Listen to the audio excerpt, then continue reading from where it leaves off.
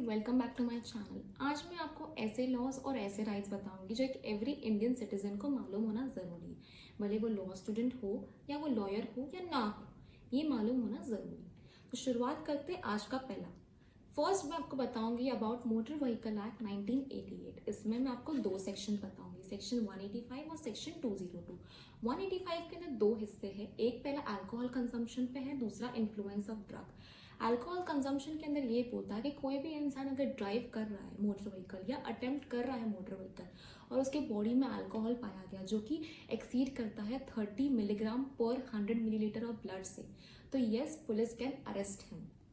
दूसरा मैंने आपको बताया about the influence of drugs. अगर कोई भी इंसान अगर वो इंसान ड्राइव कर रहा है मोटर व्हीकल और he is under the influence of drugs, तो यस उसको भी अरेस्ट कर सकते हैं, बट इतना उसने ड्रग ले चुका है टू एन एक्सटेंट कि is unable to exercise the control of driving a car, तो यस जो मैंने बताया yes he is punish under this act. इसके अंदर पनिशमेंट क्या होगी?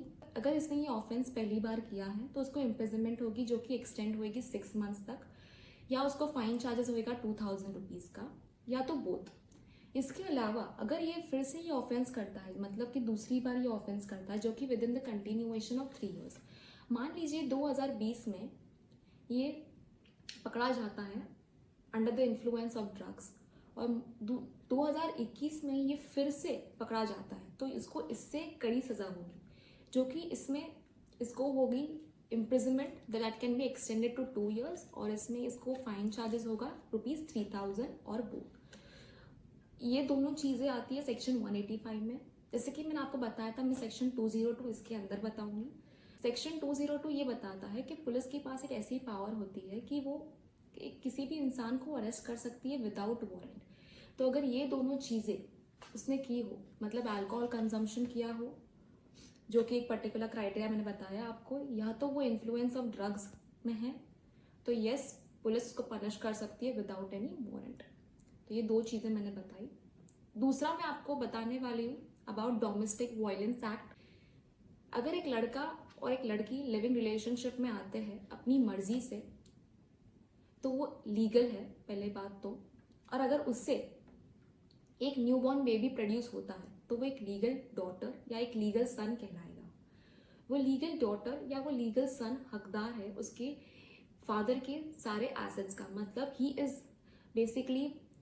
He has all the right of the assets of his father. तो ये चीज़ें हैं उसके अंदर। और लिविंग रिलेशनशिप की बात करें तो वो एक ऐसा राइट है जो कि राइट टू लाइफ है, जो इंक्लूड करता है सेक्सुअल रिलेशनशिप्स हो गया, उसके अंदर प्रोड्यूसिंग अ चाइल्ड हो गया, उसके अंदर मैनेजिंग फाइनेंशियल रिस्पॉन्सिबिलिटीज़ हो गया, अदर थिंग्स भी इसके अंदर इन्वॉल्व होती है। तो ये मैंने बात की अबाउट डोमेस्टिक वायलेंस एक्ट। तीसरा मैं आपको जो बताने वाली हूँ वो है section 46 of criminal procedure code. इसके अंदर ये बताता है कि no woman can be arrested before 6 AM and after 6 PM।